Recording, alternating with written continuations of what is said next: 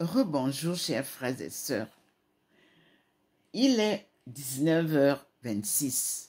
Je vous assure, vous-même voyez la lumière, je n'ai pas d'ampoule ici. C'est la lumière naturelle, divine. Celle-ci n'est pas la lumière du soleil ou de l'ampoule électrique. Non.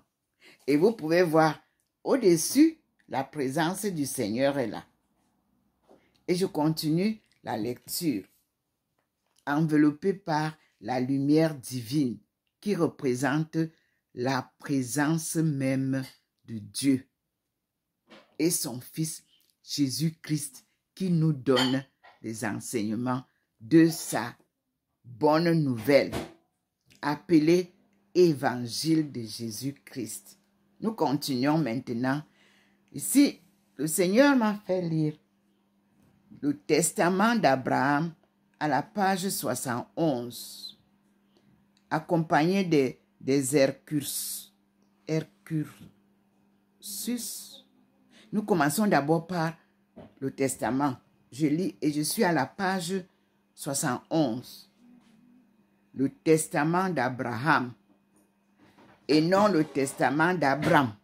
Comprenez bien, Abraham, nous allons découvrir la différence entre Abraham, à qui Dieu a parlé au début, et Abraham. Je commence la lecture très joyeuse devant le Seigneur, à son écoute. Un enseignement divin, le seul qui vaut la peine de suivre. Le testament d'Abraham, qui se présente comme rapportant les paroles du premier patriarche d'Israël.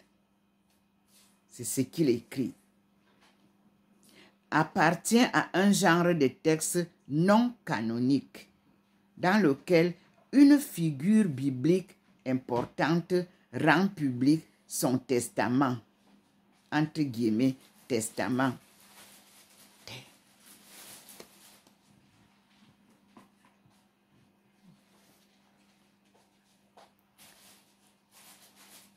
Et je continue la lecture.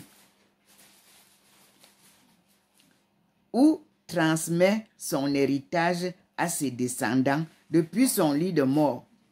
Je reprends. Suivez bien.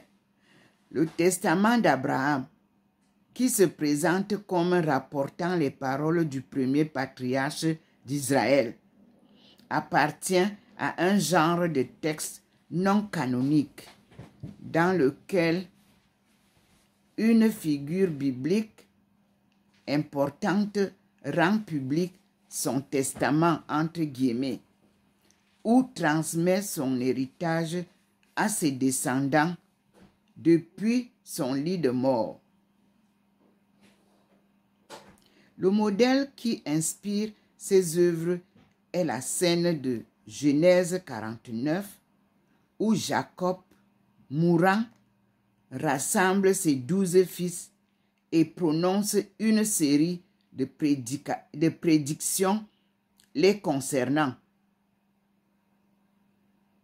Autre modèle, celui du récit de la mort de Moïse, Deutéronome 33 à 34. Les auteurs de Testament ont aussi inclus dans leur œuvre des enseignements éthiques, en même temps que des prophéties concernant Israël, des événements à portée universelle ou ayant trait à la fin du monde, à la ligne. Le testament d'Abraham n'est pas, à proprement parler, un testament, puisque Abraham n'y délivre pas de message. Cependant, la mort et le destin du mort occupent une place centrale dans le livre. Point. Ouvrons le guillemets. La coupe amère de la mort, commune et inexorable, fermez les guillemets, est le lot de tous les êtres humains, y compris Abraham. 2 points. Cette remarque tragique n'est pas sans rappeler d'autres textes antiques tels que l'époque mésopotamienne de Gilgamesh ou Gilgamesh, ou le livre biblique de l'Ecclésiaste, entre parenthèses Qoéleth. En dépit d'une vie irréprochable. Point. En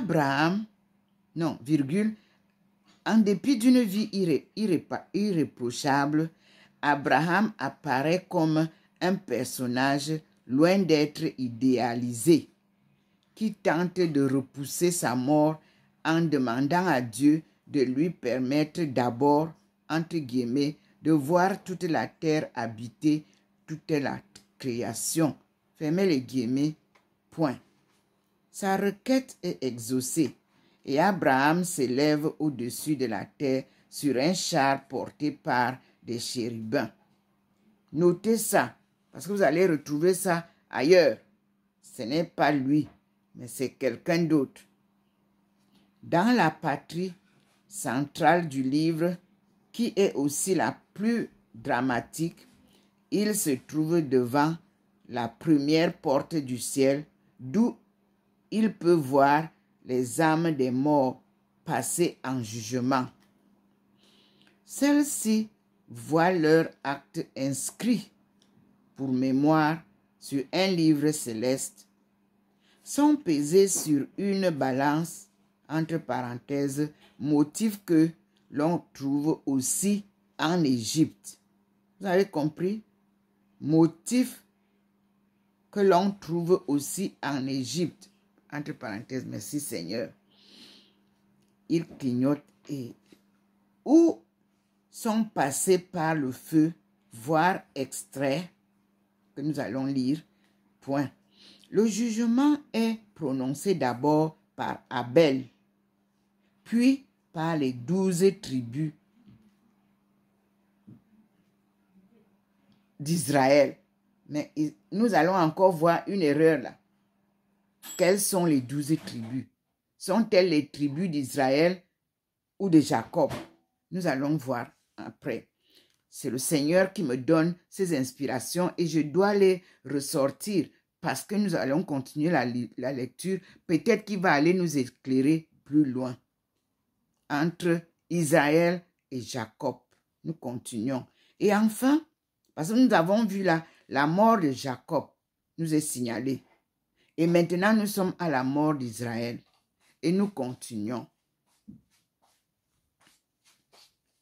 Et enfin, nous avons vu que le jugement est prononcé d'abord par Abel, puis par les 12 tribus d'Israël, et enfin par Dieu. Je fais couler la lecture, mais à chaque fois que je suis devant le mot Israël, le Seigneur, comme pour pincer un enfant, pour dire que non, on ne parle pas, mais je voudrais que vous compreniez bien les erreurs des Écritures de la Bible. On continue. Et les enseignements. Et enfin, on a dit, puis par les 12 tribus d'Israël et enfin par Dieu. Point. En présence d'Adam, les âmes des justes passent par une porte étroite, voir page 37.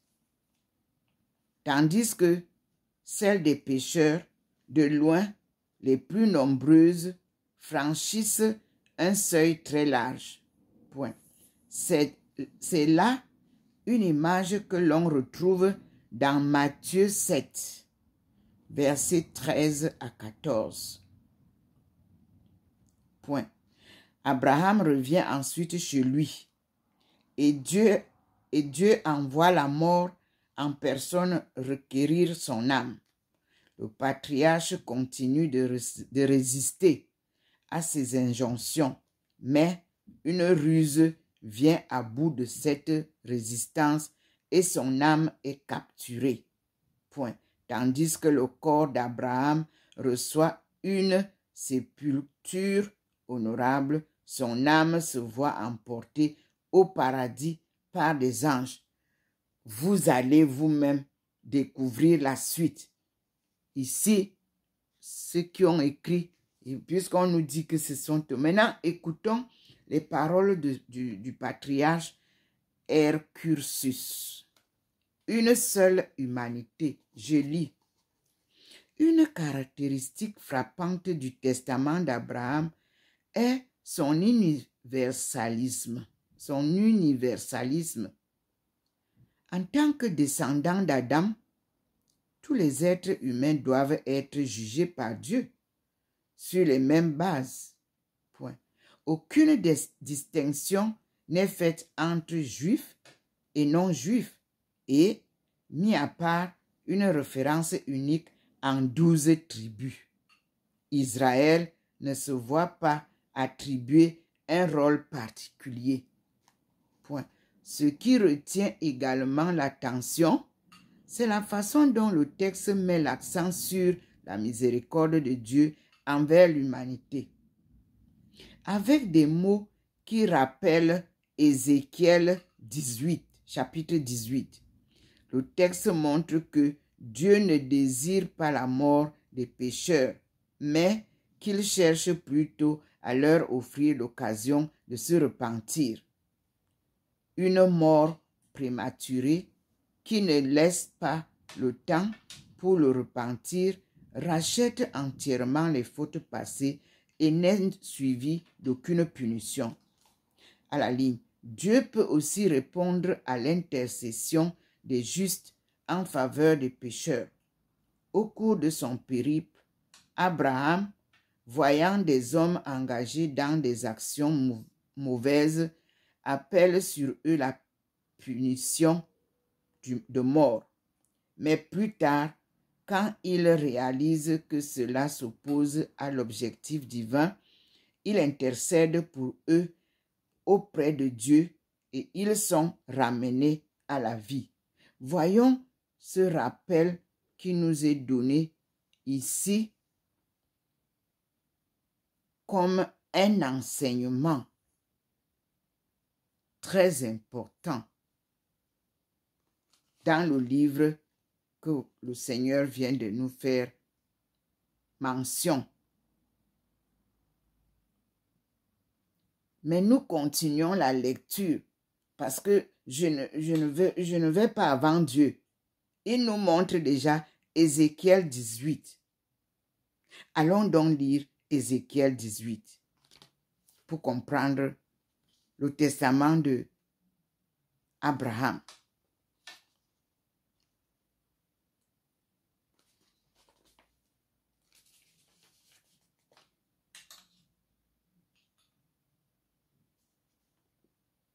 Mais le Seigneur me retient d'abord pour lire l'extrait du testament d'Abraham, chapitre 12 à 13. Et je vous cite. Le titre, c'est le testament d'Abraham, date originale de composition 1er et 2e siècle, ère chrétienne. Langue originale, le grec. Provenance, Égypte. Mais on pose comme une question.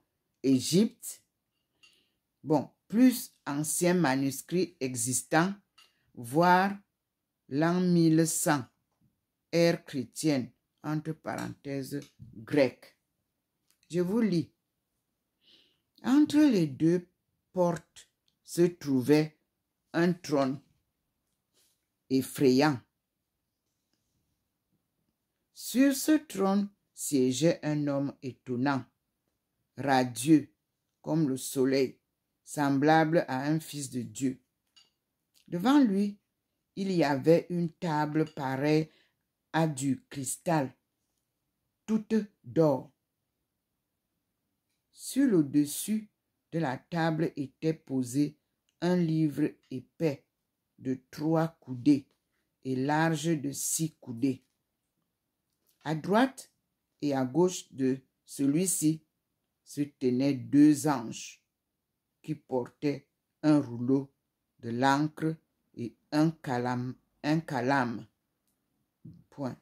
Un ange lumineux était assis en avant de la table, tenant à la main une balance. Point virgule. Un ange de feu, impitoyable et implacable, assis à sa gauche, avait à la main une trompette d'où sortait un feu dévorant, moyen d'éprouver les pécheurs. Entre crochets, l'ange. De droite inscrivait les actes justes, celui de gauche les péchés. En face de la table, celui qui tenait la balance pesait les âmes. L'ange flamboyant qui tenait le feu mettait les âmes des hommes à l'épreuve du feu. Entre crochets. Et entre crochets, Michel répondit à Abraham, qui le questionnait. Deux points fermés, les crochets. Ouvrez les guillemets. Vois-tu, très saint et juste Abraham, cet homme effrayant qui siège sur le trône, c'est le fils du premier-né nommé Abel, qu'a tué Caïn, le malfaisant.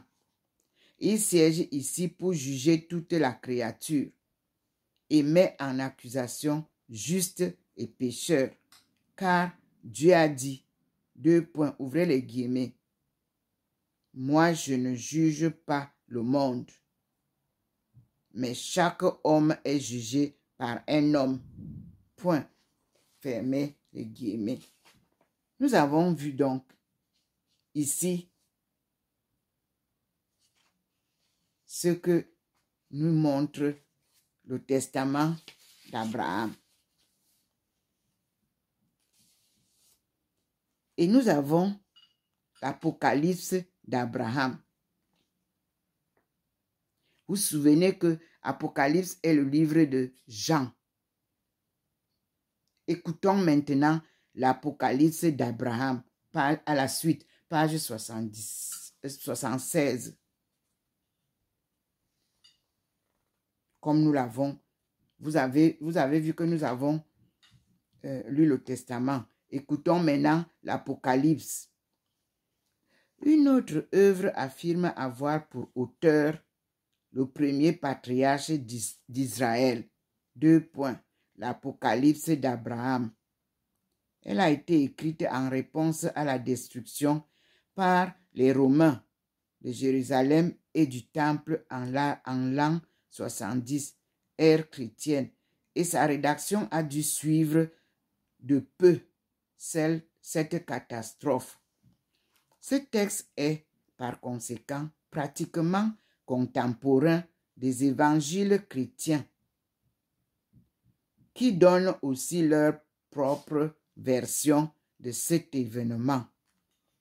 Un point important de cet apocalypse est la séparation complète entre juifs et non-juifs, approche qui la différencie fortement du testament d'Abraham, voire page 71, que nous avons déjà lu.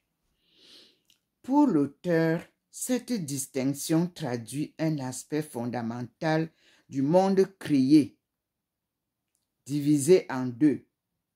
Un côté droit, habité par les Juifs, et un côté gauche, habité par les gentils. Point à la ligne.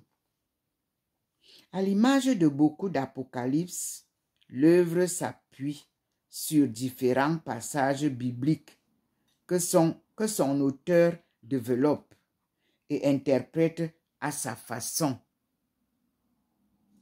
Elle partage avec d'autres œuvres apocalyptiques son aspect narratif prolongé par une série de révélations concernant les temps à venir. La partie narrative du texte, entre parenthèses, Les chapitres 1 à 8, fermez la parenthèse, portent la marque de Genèse 12, verset 1, qui est presque cité en fin du chapitre 8, où Dieu commande à Abraham de quitter sa patrie en Mésopotamie. Là, nous avons encore à soulever Abraham, différent de Abraham. Nous continuons. C'est lui qui était en Mésopotamie, s'appelle Abraham. Nous continuons la lecture. La Bible, entre parenthèses, Josué, chapitre 24, verset 2, fermez la parenthèse, consigne une tradition qui veut que les ancêtres de la nation juive en Mésopotamie et en particulier Terah, n'oubliez pas, le père d'Abraham. Ce n'est pas le père d'Abraham, le père d'Abraham, qui est dans Genèse, n'oubliez pas. Et dans Deutéronome, je continue, adorait des divinités autres que Dieu. Là encore, il y a problème. Terah adorait Dieu, le vrai Dieu. Nous continuons comme notre premier ancêtre Adam. Révélation bien précise. C'est une inspiration et je l'ajoute. Nous continuons. Il était alors facile d'interpréter l'éloignement d'Abraham suite au commandement de Dieu de cet environnement païen comme sa conversion de l'idolâtrie au culte du seul vrai Dieu. L'Apocalypse décrit comment Abraham a rejeté les idoles de Terah. Un thème que l'on connaissait déjà et qui apparaît aussi dans le premier livre des Jubilés. Point. Que nous avons eu aussi révélé cet après-midi et ce matin, depuis ce matin, les lectures que j'ai eues par la lumière divine. Ces premiers chapitres subissent aussi l'influence de la polémique contre l'idolâtrie qui caractérisa le judaïsme au sortir de l'exil babylonien et que l'on perçoit de façon explicite, par exemple dans Isaïe 44, versets 9 à 20. Et nous allons lire. Je m'arrête. Le Seigneur nous ramène à lire Isaïe 44, versets 9 à 20. Rapidement, on y va.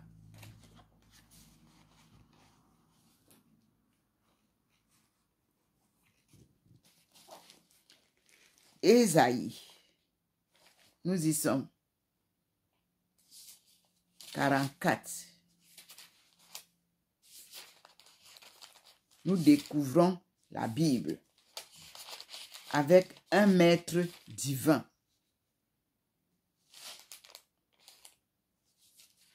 Le meilleur des maîtres, Jésus-Christ, Dieu fait homme. Nous continuons. On nous a dit de lire, et je prends Isaïe 44, versets 9 à 20.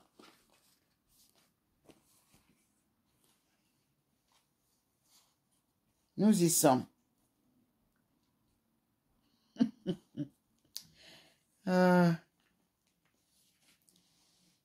Il en est d'autres dont il n'y a pas de souvenir. Ils ont péri comme s'ils n'avaient jamais existé. Ils sont nés, eux et leurs fils, avec eux comme s'ils n'étaient pas nés. Les premiers, au contraire, sont des hommes de miséricorde. Les œuvres de leur charité n'ont jamais fait défaut.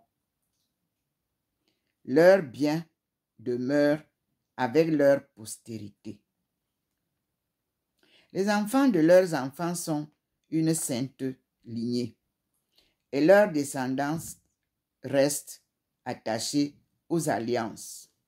À cause d'eux, leurs fils demeurent à jamais, et leur postérité, non plus que leur gloire, ne finira pas. Verset 14. Leurs corps ont été ensevelis en paix, leur nom vit d'âge en âge. Verset 15. Que le peuple publie leur sagesse, que l'assemblée chante leur louange. On passe à verset 16 et il y a un titre. Enoch et Noah. Le premier que nous lisions, c'est comme on a dit.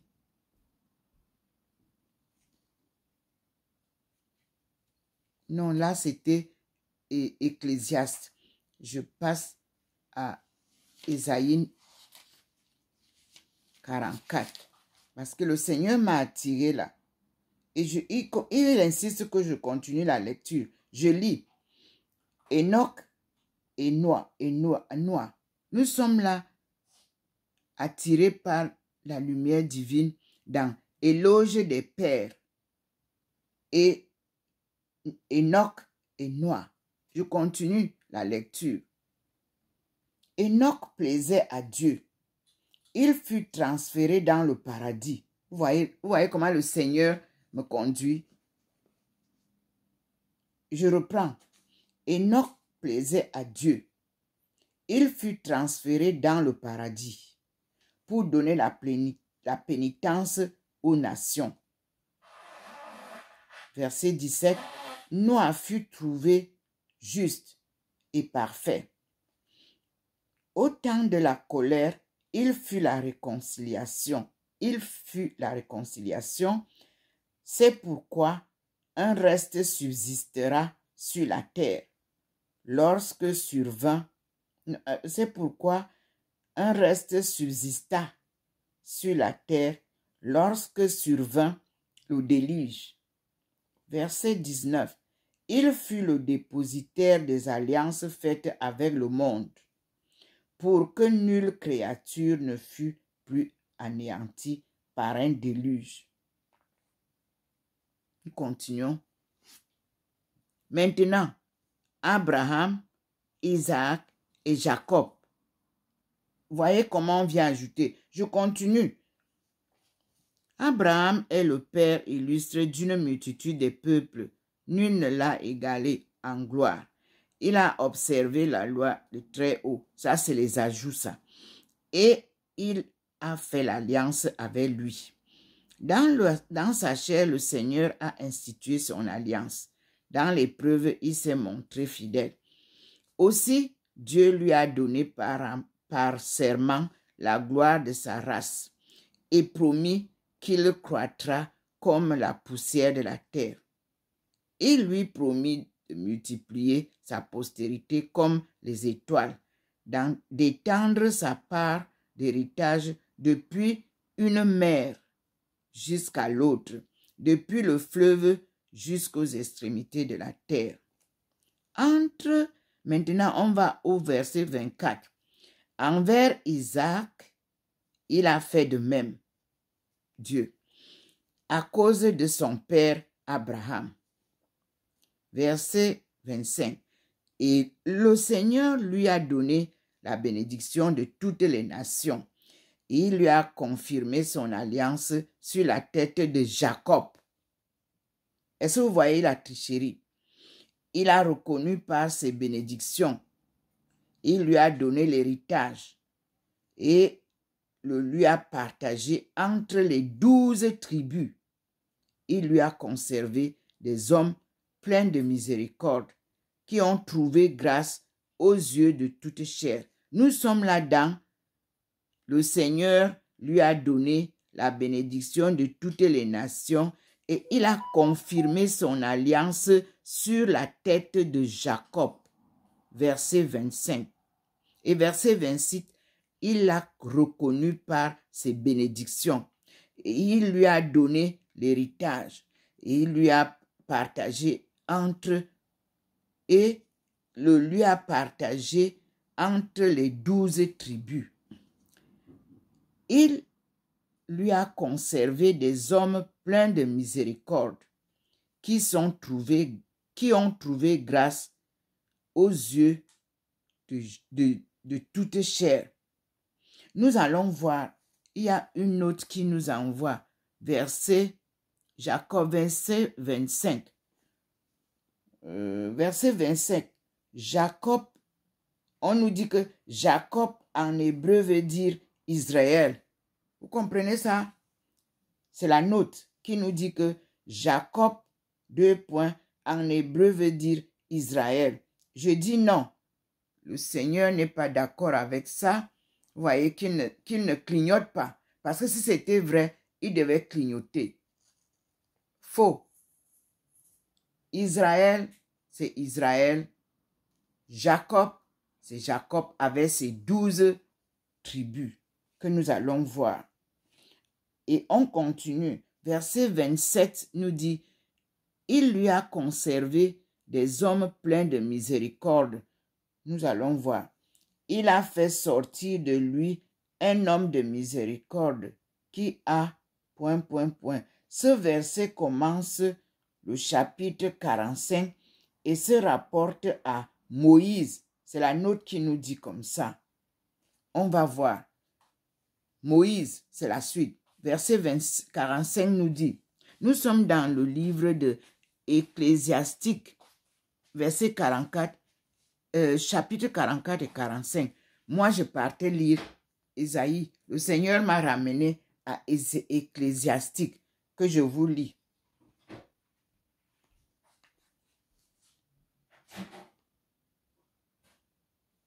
Et je lis maintenant le 45. Moïse fut aimé de Dieu et des hommes. Sa mémoire est en bénédiction. Le Seigneur lui a donné une gloire semblable à celle des saints. Il l'a rendu grand et redoutable à ses ennemis. Par ses paroles, il a fait cesser les prodiges. Il l'a glorifié en présence des rois. Il lui a prescrit ses ordres devant son peuple. Il lui a montré sa gloire.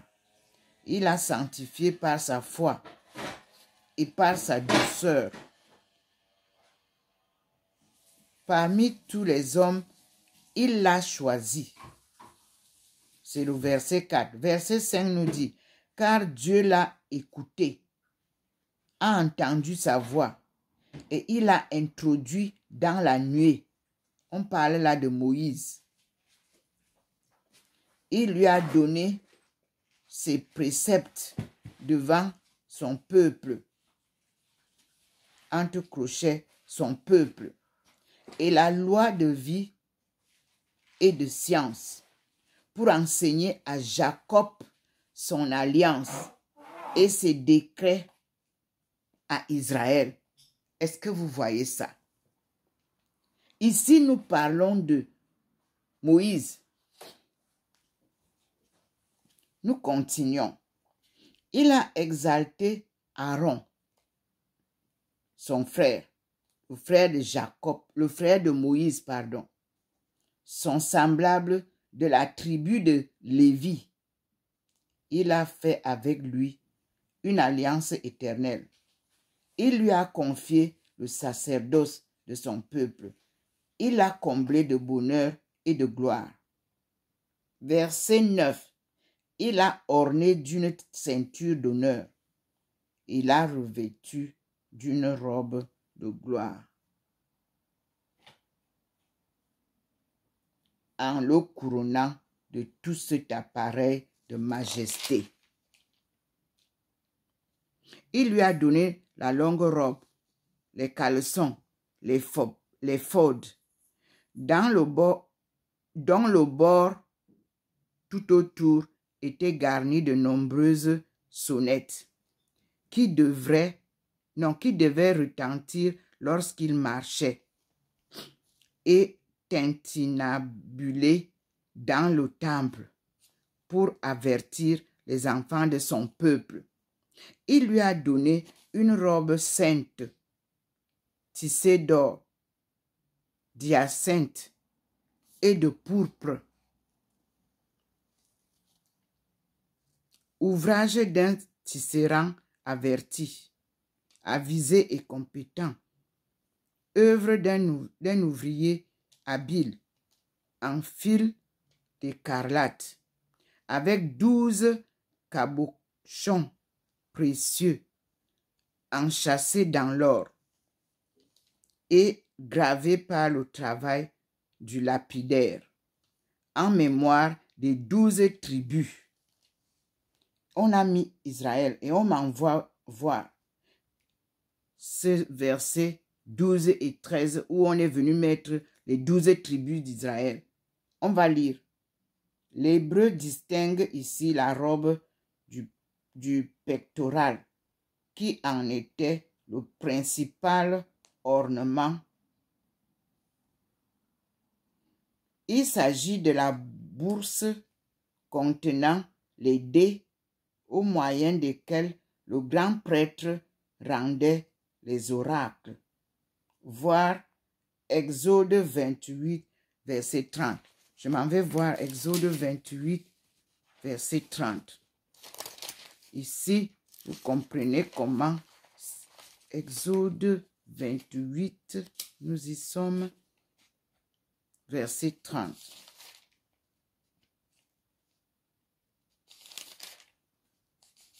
Verset 30 nous dit, dans le pectoral du jugement, tu mettras les Urim et les Thummim. Lorsqu'il se présentera devant, je reprends, dans le pectoral du jugement, tu mettras les Urim et les Thummim pour qu'Aaron les ait sur la poitrine lorsqu'il se présentera devant le Seigneur. Ainsi, Aaron portera constamment sur son cœur devant le Seigneur le moyen de juger. Ils ont mis Israël, de juger les Israélites.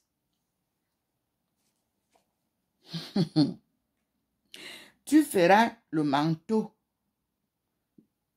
Non, on s'est arrêté. 30, c'est ce qu'on a dit. Ce 30 nous dit Urim et Thummim signifie ces mots qu'on peut traduire par lumière et perfection, désignent de petits objets, entre parenthèses, bâtonnets,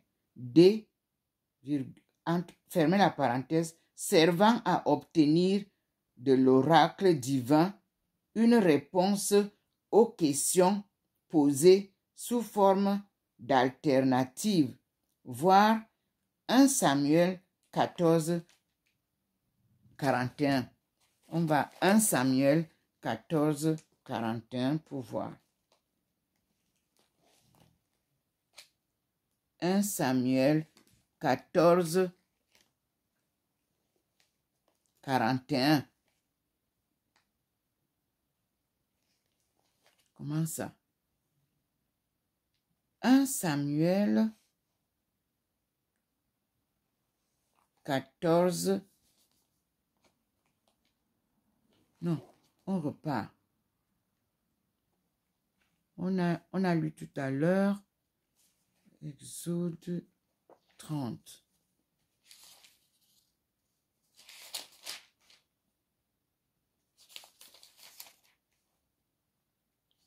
Donc, on a dit, la note nous renvoie à 1 Samuel 14, 41. Pardon. 1 Samuel 14, 41.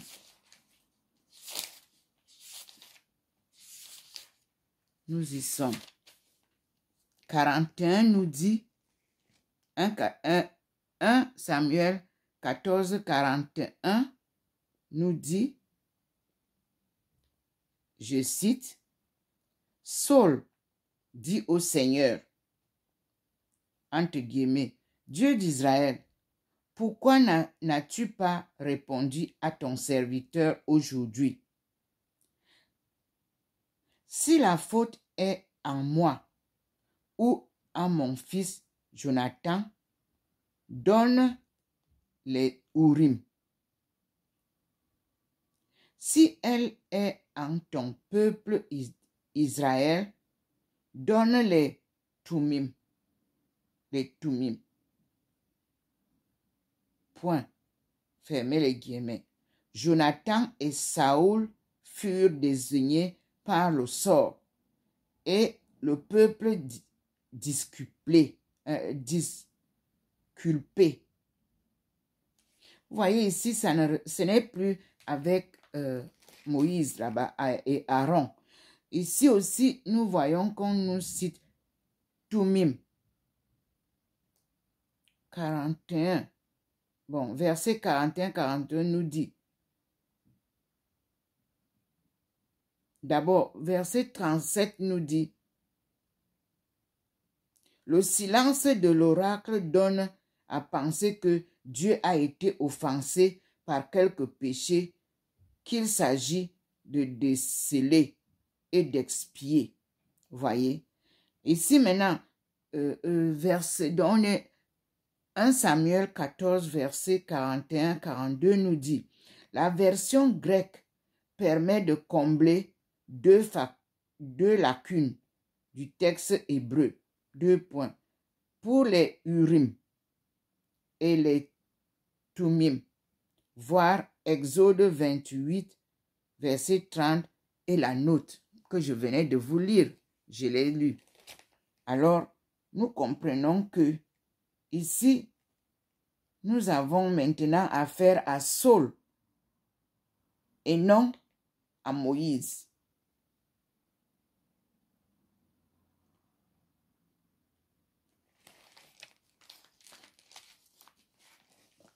Nous reprenons l'enseignement du Seigneur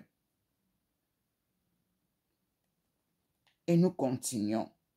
Parce qu'ici, on nous dit le nom Josué signifie sauveur.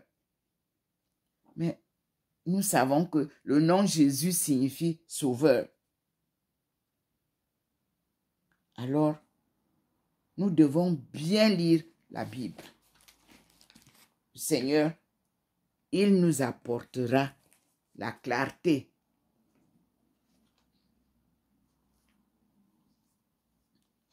Alors, l'Apocalypse d'Abraham nous amène, et nous étions là, les idoles sont raillées de façon fortement humoristique, comme inanimés, comme des objets manufacturés qui n'ont pas même le pouvoir de se secourir eux-mêmes. 2 points. Quand Abraham abandonne par inadvertance une idole en bois trop près du feu, elle se voit réduite en cendres. Point.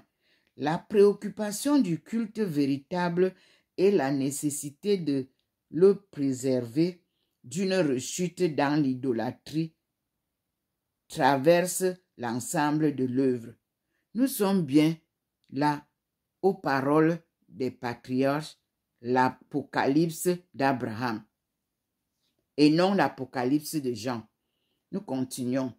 La section proprement apocalyptique du chapitre 9 à la fin s'inspire d'un autre passage biblique, Genèse 15, dans lequel Abraham voit Dieu dans une vision et lui offre un sacrifice.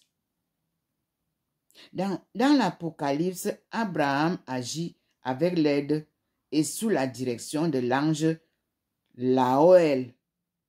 L-A-O-E-L. Ce n'est plus Michel. Laoël. Ce n'est pas Gabriel. Nous continuons. Je ne cite aucun. Excusez-moi. On lit. Si, dans la Genèse, Abraham chasse les rapaces qui se jettent sur les carcasses des animaux sacrifiés, l'Apocalypse ne mentionne qu'un seul oiseau qui se révèle être le démon Azazel. Voilà encore un point à relever. Le Seigneur me verse déjà les bénédictions. Merci Seigneur. Vous-même regardez au-dessus de moi comme une pluie. Merci Seigneur. On dit Laoël expédie le démon dans les enfers. Et une fois la cérémonie achevée, Abraham et l'ange sont emportés au ciel. Ouais, à la ligne. Là, Abraham entonne le chant des anges du trône divin que lui a enseigné Laoël. L-A-O-E-L. Point. Il reçoit la révélation des mystères du cosmos et de divers événements à venir. Mais l'apogée de la vision concerne le temple de Jérusalem. Point. Abraham le voit d'abord tel qu'il devrait être, mais en raison de sa profanation par une rechute dans le culte des idoles, Dieu autorise les gentils à le détruire. Point.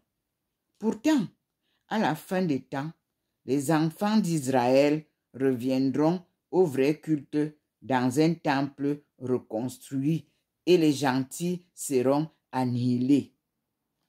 Après quoi, Abraham revient sur terre, où Dieu renouvelle sa promesse de détruire les gentils et annonce la venue de l'élu, entre guillemets, élu, qui restaurera Israël. Point.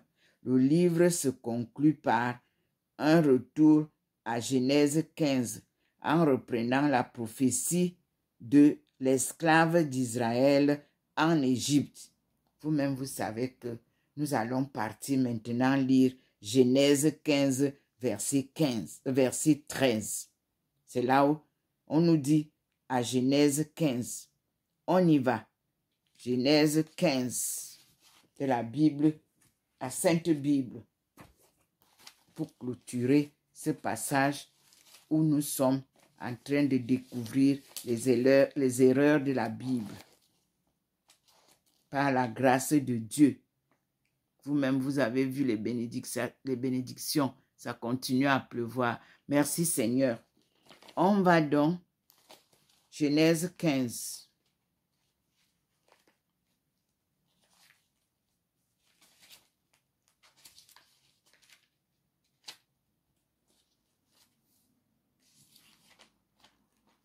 Et on est là.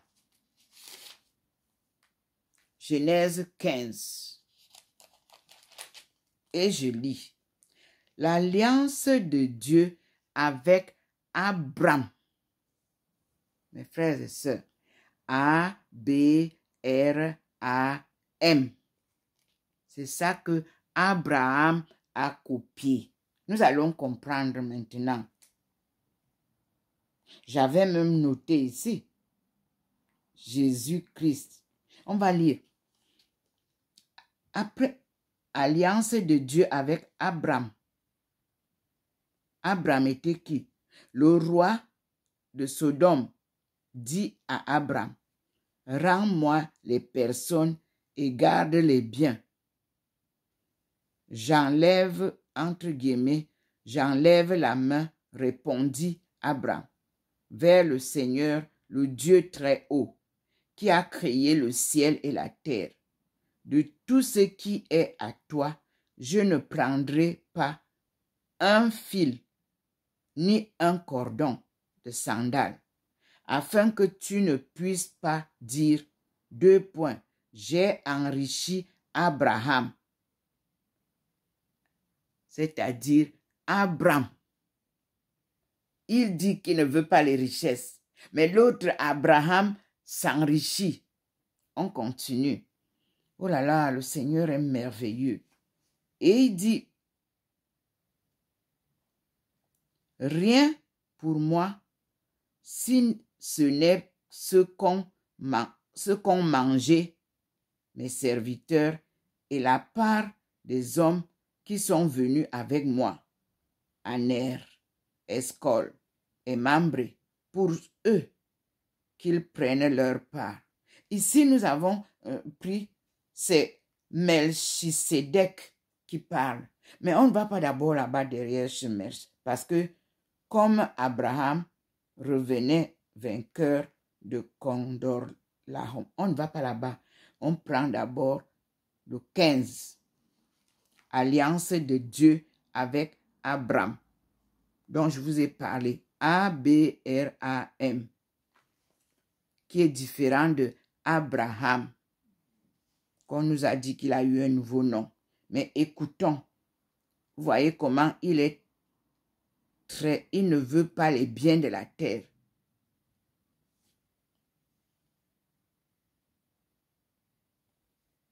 Après ces événements, la parole du Seigneur lui fut adressée à Abraham dans une vision en ces termes, : Ne crains rien, Abraham, je suis ton bouclier. Ta récompense sera très grande. Fermez les guillemets. Abraham répondit, : Seigneur Yahvé, que me donneras-tu? Je m'en vais sans enfant, et l'héritier de ma maison, c'est Eliezer de Damas. 2. Il ajouta, tu ne m'as pas donné de postérité, et c'est un domestique qui sera mon héritier. Alors la parole du Seigneur lui fut adressée en ces termes: ce n'est pas lui qui sera ton héritier, mais bien celui qui sortira de tes entrailles. Puis il le conduisit dehors et lui dit, lève tes regards vers les cieux et compte les étoiles si tu en es capable. Eh bien, ajouta-t-il, telle sera ta postérité. Fermez les guillemets. Abraham eut foi au Seigneur, qui le lui compta comme justice.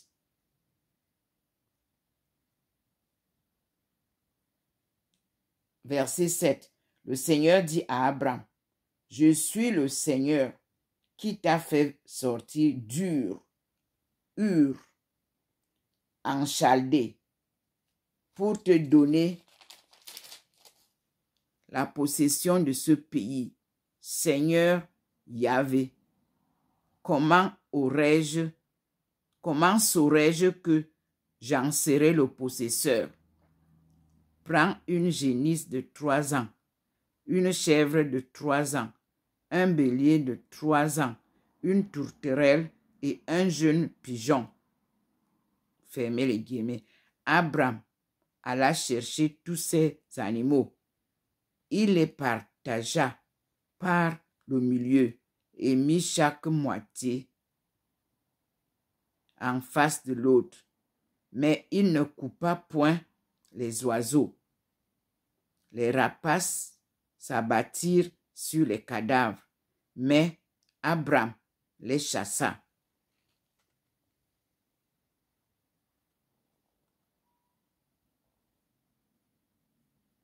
Je m'arrête là parce que nous avons déjà trouvé qu'il y a une différence. Abraham, lui, ne veut pas les richesses.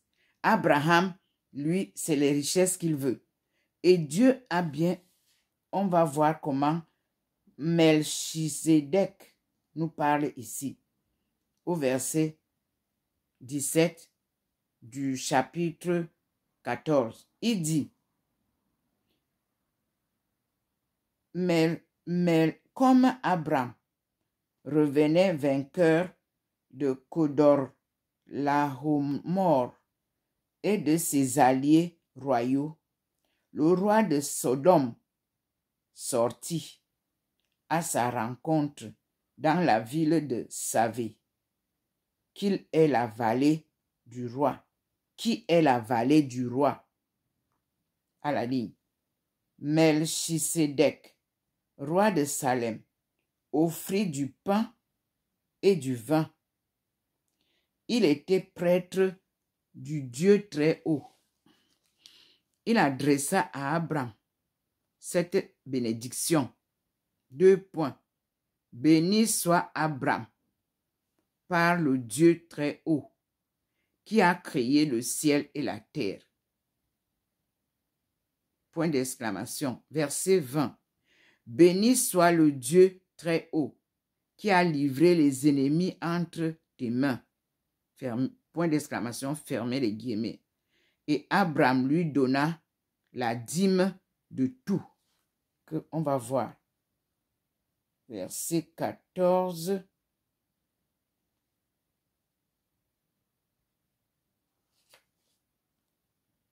Il est dit, lève les yeux. Verset 18. Et là, nous sommes au verset 20. Verset 20. Aux chaînes de membres, ils n'ont pas noté. Ils n'ont. Verset 20. Ok. Je cite. Verset 20. Voir allusion dans Hébreux 7, verset 1 à 13. Est-ce que c'est...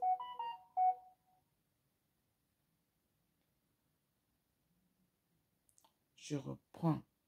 Verset 15.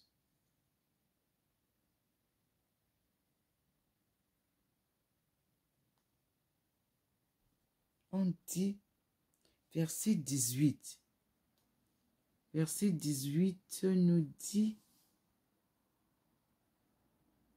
mais voilà, offrir l'enfant, et puis, pourquoi il y a tricherie là? Parce que 14, chapitre 14, verset 13, la mère. Et chapitre 14, la mer morte. Et puis, la zone méditerranéenne peu profonde n'était pas encore submergée. Attendez, on a chapitre 14, verset 3, verset 7, verset 15.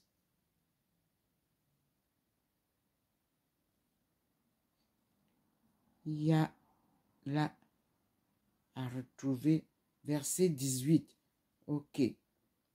On dit Melchisedec, roi de Salem, probablement Jérusalem. On nous explique là la note. Offre des vivres à la troupe épuisée. Comparez 2 Samuel chapitre 17, versets 27 à 29.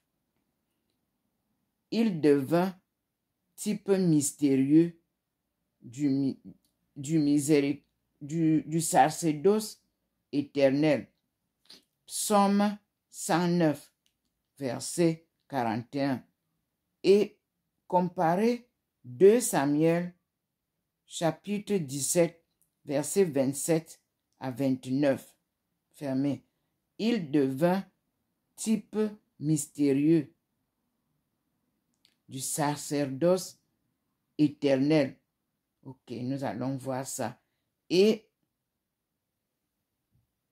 du Messie, roi et prêtre à jamais. Voir Hébreux 5 à 7. Son offrande de pain et de vin est commémorée au canon de la messe qu'elle préfigure. Verset 20. Voilà. Verset 20, voir allusion dans Hébreux 7, verset 1 à 3. Et on a dit, chapitre 15, verset 5 à 6, sur cet acte de foi d'Abraham, père des croyants. Vous voyez, nous sommes ici en train de parler d'Abraham. On vient déjà nous poser Abraham. Voir la doctrine de Romains chapitre 4. Citation dans Galates chapitre 3 verset 6. Jacques chapitre 2 verset 23. Ici, nous sommes au chapitre 15, du verset 9 à 10, je lis.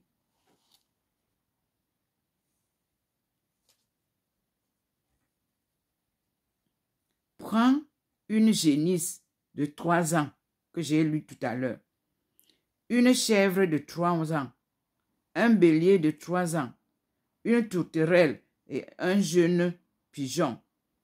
Fermez les guillemets. Mettez ça entre guillemets. Abraham alla chercher tous ces animaux. On ne dit pas que Abraham allait, on dit Abraham. Il les partagea par le milieu et mit chaque moitié en face de l'autre. Mais il ne coupa point les oiseaux. Les rapaces s'abattirent sur les cadavres, mais Abraham les chassa. Donc, nous avons dit, on va donc lire qu'est-ce que la note nous dit. Le rite de l'alliance comporte un sacrifice où les victimes sont fendues en deux moitiés, entre lesquelles passent les contractants. Entre parenthèses, voir Jérémie 34, verset 18. Fermez la parenthèse. Qui consentent ainsi à subir le même sort en cas de violation. Verset 17. Nous avons vu maintenant vers le coucher, verset 12, pardon. Vers le coucher du soleil, une torpeur s'empara de lui et en même temps l'épouvante.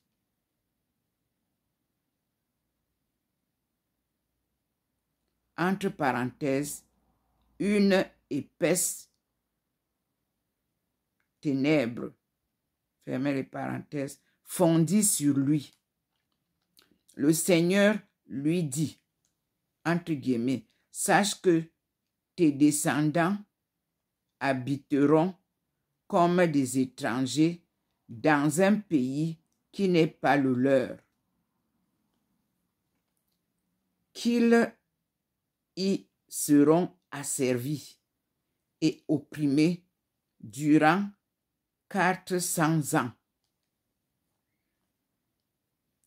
Mais, nous sommes verset 14 du chapitre Genèse 15.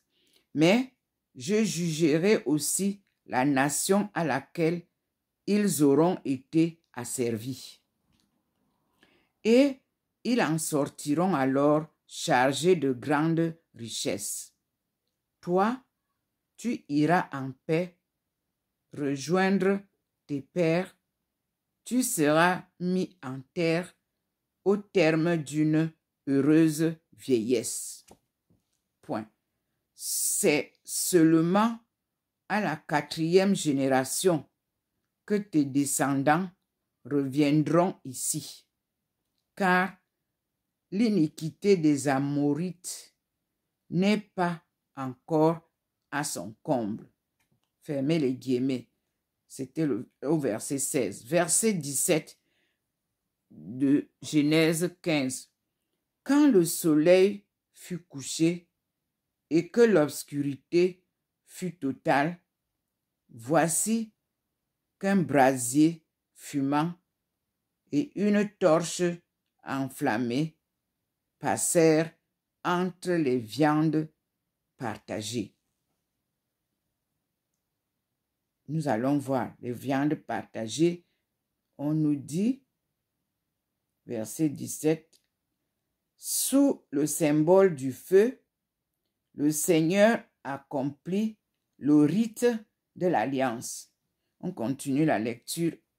Verset 18 nous dit, ce jour-là, le Seigneur fit alliance avec Abraham. Ouvrez les guillemets. Je lis. Je donne, dit-il, à tes descendants ce pays, depuis le torrent d'Égypte jusqu'au grand fleuve, l'Euphrate, le pays des Kénizites, des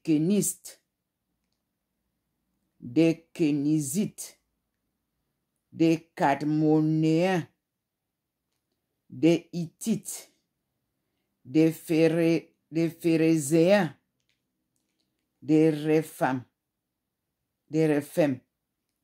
des Amorites, des Cananéens, des Gorgéséens et des Jébuséens. Fin de citation. Genèse 15. Le Seigneur ne prendra jamais ce qui est à quelqu'un d'autre pour donner à quelqu'un d'autre. Il s'appelle providence. S'il veut vous donner quelque chose, il crée la chose et il vous donne. Regardez vous-même la bénédiction que le Seigneur nous donne. La Bible a été corrompue et Dieu vient faire lumière sur les Écritures saintes. Merci Seigneur pour ta bénédiction. Merci mes frères et sœurs qui accepteront la conversion afin que nous puissions nous réconcilier avec Dieu. Mes frères et sœurs, regardez vous-même comment il pleut sur votre sœur. Ici, vous êtes témoins. Ce n'est pas qu'on invente des textes. Je suis face au Seigneur.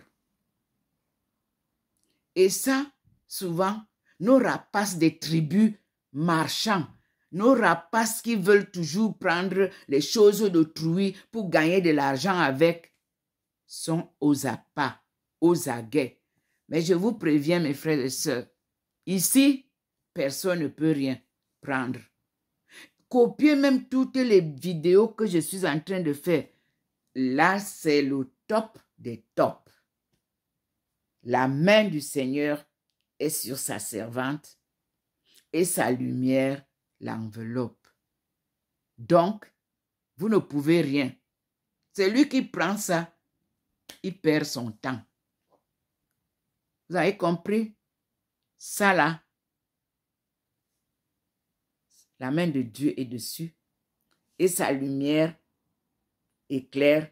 Tous ceux qui peuvent venir, la lumière vous éclaire. Regardez comment il bénit. Nous sommes à la fin de notre souffrance, de notre ignorance. Et Dieu vient au combat de toutes les ondes négatives qui peuvent encore nous garder esclaves.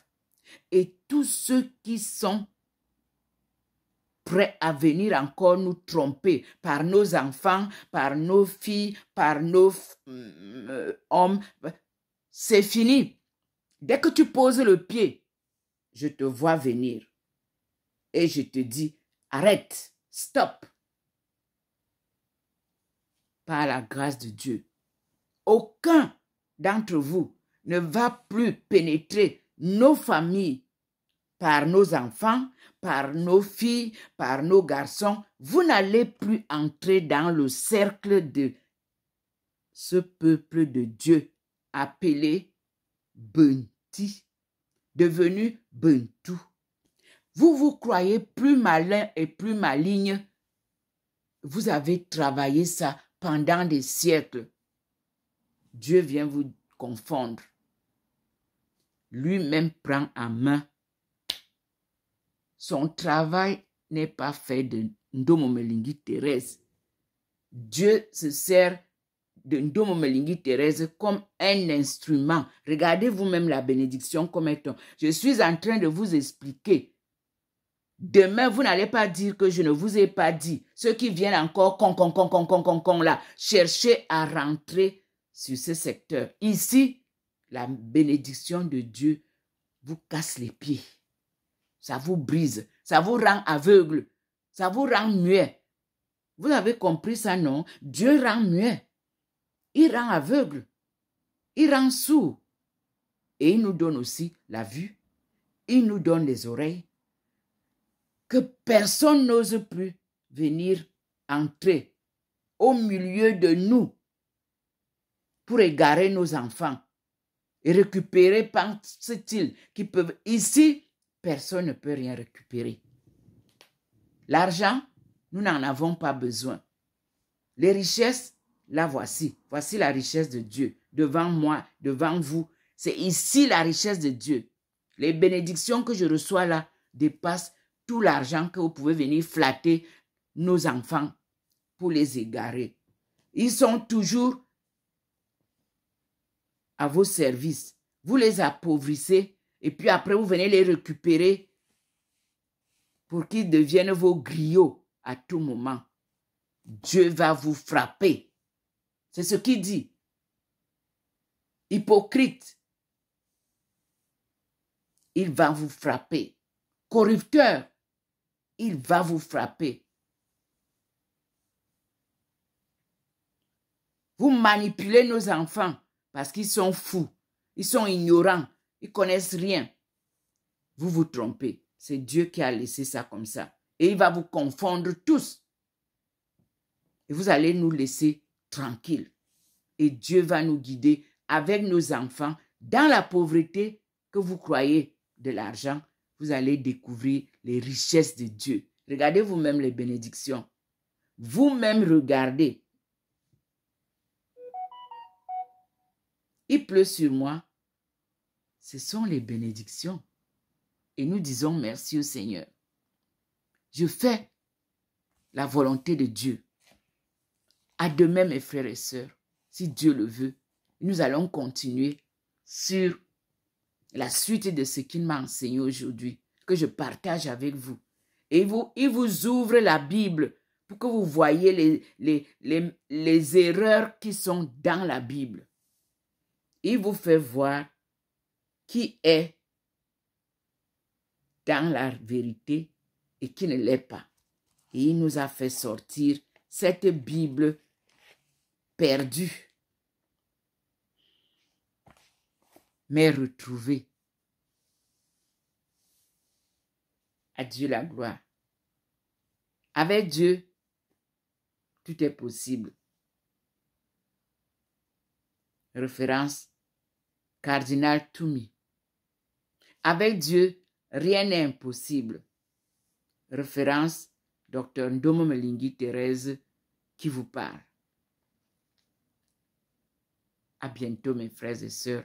Passez une très belle nuit avec des beaux rêves en ce 2 mai 2024. Alléluia. Amen.